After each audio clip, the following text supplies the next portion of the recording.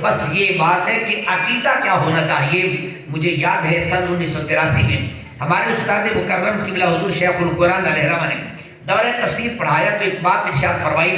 میں اکثر طلباء کو کہتا ہوں بزرگوں کی باتیں بڑی عام فام سادہ ہوتی ہے سمجھانے کے لیے، ان کو ذرا ذہن میں رکھیں. دو آدمی تھے، ان کا آپس میں جھگڑا ہو گیا. ایک کہنے لگا کچھ کریں تو اللہ روٹی دیتا ہے وگرنہ نہیں. دوسرے نے کہا نہیں، کچھ نہ بھی کریں اللہ تب بھی روٹی دیتا ہے. اس بارے میں دو آدمیوں کا آپس میں جھگڑا ہو گیا. انہوں نے کہا ہم تجربہ کرتے ہیں، پریکٹیکل کرتے ہیں. انہوں نے کہا آؤ خیال کریں. دونوں آدمی مسجد میں بیٹھ کے صبح سے لے کر شام تک بیٹھے رہے.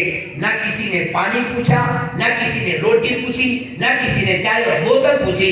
شام کا ٹائم ہو گیا. اب جس نے کہا تھا کچھ کریں تو اللہ دیتا ہے، اس نے کہا دیکھ تیرے کہنے پہ ہم نے کوشش کی، بیٹھے تھے کہیں سے رزق نہیں آیا، اب میں کوشش کرتا ہوں. اس نے کہا جاؤ کر کے آؤ. وہ آدمی گھر سے نکلتا ہے، کسی کے دروازے پہ دستک دیتا ہے، کہتا ہے جناب من ہم دو آدمی صبح سے بھوکے ہیں، ہمیں دو بندوں کا کھانا دے دیجئے. اس نے دو آدمی کی روٹی دی، غلاف میں لپیٹی، چھابی میں رکھی، کہیں رکھے. وہ لے کے آیا. جب دونوں بیٹھ کے مسجد میں کھانے لگے، اس نے کہا دیکھ میں نے کہا کچھ کریں تو اللہ دیتا ہے. اس نے کہا نادان تو نے کہا کچھ کریں تو اللہ دیتا ہے، تجھے جانا پڑا ہے اور میں تو مسجد میں بیٹھا ہوں، مجھے کہیں بھی نہیں جانے پڑا ہے. یعنی تیرا عقیدہ یہ تھا کچھ کروں گا تو لے گا، میرا عقیدہ یہ تھا میں کچھ کروں یا نہ کروں ہر صورت میں اللہ دیتا ہے. مومن کے لیے عقیدہ پکا اور پختہ ہونا چاہیے. ہم کچھ بھی نہ کریں میرا مالک وہاں بھی رزق عطا کرتا ہے. اس لیے آج مسلمان کا عقیدہ کچا ہو گیا. مسلمان یہ سمجھتا ہے کہ فصل کا بیج اچھا ہوگا تو فصل بہتر ہو جائے گی. مسلمان یہ سمجھتا ہے اگر کھاد اچھی ہوگی تب فصل اچھی ہوگی، اگر سپرے ٹھیک ہوگی ٹائم پر ہوگی تب فصل اچھی ہوگی. لیکن میری ملت کے عزیز نوجوان کبھی تم نے غور کیا رب کائنات نے جس وقت یہ فصلیں پک جاتی ہے بالکل جوبت پر ہوتی ہے، اللہ ان فصلوں کو تباہ کر کے رکھ دیتا ہے، کوئی پوچھنے والا نہیں ہوتا. اس مسئلے کو قرآن نے ایک جگہ پر نہیں کئی مقام پہ بیان کیا ہے.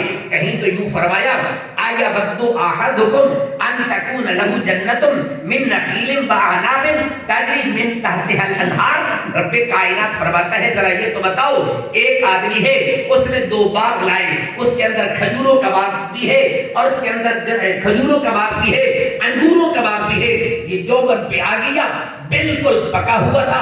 اب اللہ تبارک و تعالیٰ فرماتا ہے یہ بندہ بوڑھا تھا، فصل کاٹ نہیں سکتا تھا، داتری اٹھا نہیں سکتا تھا، فصل تک جا نہیں سکتا تھا، اور اس کی اولاد اولاد اس کی چھوٹے چھوٹے بچے تھے وہ بھی نہیں کاٹ سکتے تھے. فَأَصَابَهَا إِعْصَارٌ فِيهِ نَارٌ. اللہ آندھی چلاتا ہے، اتنی گرم ہوتی ہے، اس میں آگ ہوتی ہے، آ کے تمہاری فصل کو جلا کے راکھ کر دیتی ہے. اے انسان بتا تو صحیح فصل تو نے بیج بھی اچھا ڈالا ہے، تو نے کھاد بھی ڈالی ہے، تو نے سپرے بھی اچھی کی ہے، فصل پک بھی گئی ہے، اب تو اتنا کمزور ہے کاٹ نہیں سکتا، تیرا بچہ اتنا کمزور ہے کھیتی تک جا نہیں سکتا. اللہ نے آندھی چلائی، اس کو تمہاری آنکھوں کے سامنے جلا کے راکھ کر دیا. بتاؤ کیا ہے کوئی اللہ کو پوچھنے والا؟ کیا ہے کوئی اللہ سے سوال کرنے والا؟ یا اللہ میں نے محنت کی ہے تو نے کیا کیا؟ پر میں سن لے یہ جو تیری زندگی کی فصل ہے یہ پک چکی ہے، تو بڑھاپے تک آ چکا ہے، اب موت تیرے دروازے پہ آ چکی ہے. اب بتا تیرے بچے چھوٹے ہیں اور تو حرکت نہیں کر سکتا، اب بتا اس وقت تمہیں کون بچائے گا؟ جس طرح وہ تیری فصل تباہ ہو جاتی ہے اگر تو نے زندگی میں کچھ نہیں کیا تو تیری پوری زندگی کی فصل بھی تباہ و برباد ہو گئی.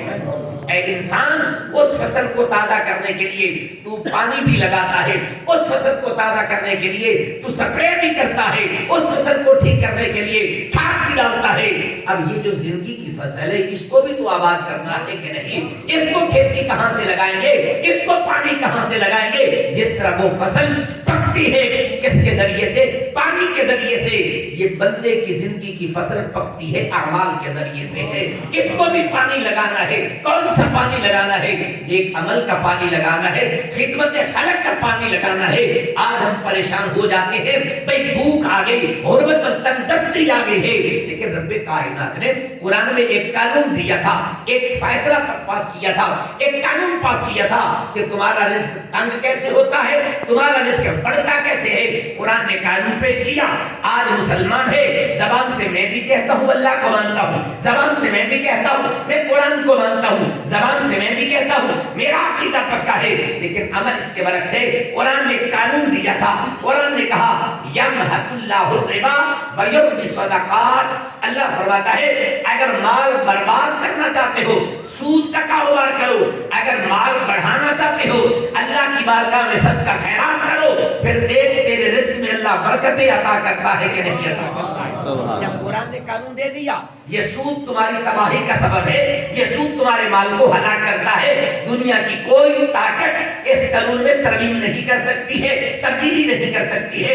آج کون سا مسلمان ہے جو سود کا کاروبار نہیں کرتا؟ کون سا بزنس مین ہے، کون سا تاجر ہے جس کا تعلق بینک کے ساتھ نہیں ہے؟ میرے ملت کے عیون نوجوان پھر کہتا ہے میرا رزق تنگ ہو گیا، تو کیسے کہتا ہے؟ اللہ نے 1400 سال پہلے قرآن میں قانون پاس کیا، یمحق اللہ الربا ویربی الصدقات۔ بحیثیت طالب العلم علی وجہ بصیرت کہنا چاہتا ہوں اس محفل میں آنے والوں، اس طالب علم کا سبق آج ذرا یہ ذہن نشین کر لے، آج کریں، آج کے بعد سود کا کام نہیں کریں گے، اللہ کی بارگاہ میں صدقہ خیرات کریں گے، پھر دیکھ رب کائنات مال میں برکتیں عطا کرتا ہے کہ نہیں عطا کرتا ہے۔